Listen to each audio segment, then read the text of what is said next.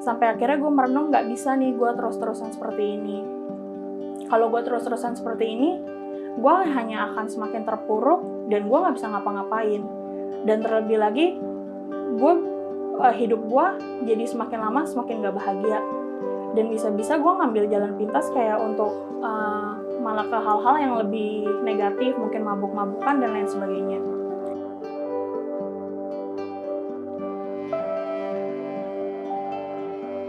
Oke, tadi gue udah sedikit sharing tentang penerimaan gue di gereja ketika gue mengalami pergumulan-pergumulan. Sekarang ini gue mau bacain tanggapan teman-teman tentang pertanyaan yang berhubungan dengan itu mungkin ya.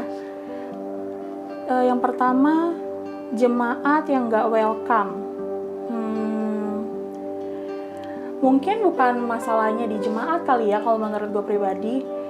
Karena mungkin tetap ada jemaat yang gak welcome. Tapi balik lagi, menurut gue mungkin permasalahannya di pengurusnya sendiri. Dimana itu kan jemaat itu datang.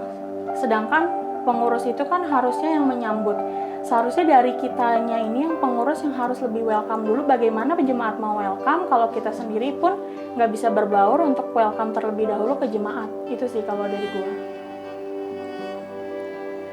Terus, gereja memandang penampilan dan penghasilan dalam bersikap.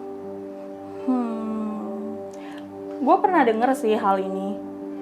Cuman balik lagi, kayaknya yang masalah itu bukan gerejanya, balik lagi ke personal orang masing-masingnya. Mungkin ada lingkup orang yang memang kayak berkubu-berkubu dan mereka ngeliat orang dari sosialnya. Tapi sebenarnya struktur dari setiap gereja, menurut gue gereja apapun gak ada sih yang mengajarkan untuk memandang orang dari apapun, semuanya sama gitu. Lalu untuk orang-orang di gereja itu terlalu ngejudge bestie, kalau ini balik lagi sih gitu loh. Bukan orang cuma di gereja kok, orang di luar gereja pun juga ngejudge gitu. Jangan selalu menghakimi orang yang gereja itu udah pasti baik-baik aja, alim dan lain sebagainya. Nggak mungkin ngomongin orang di belakang.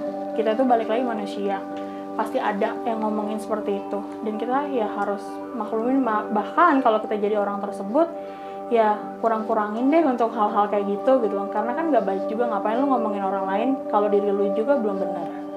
Untuk nggak kenal sama teman-temannya karena udah pada berkelompok ya, meski mereka udah kenal dari lama sih, tapi rasanya kayak sendirian.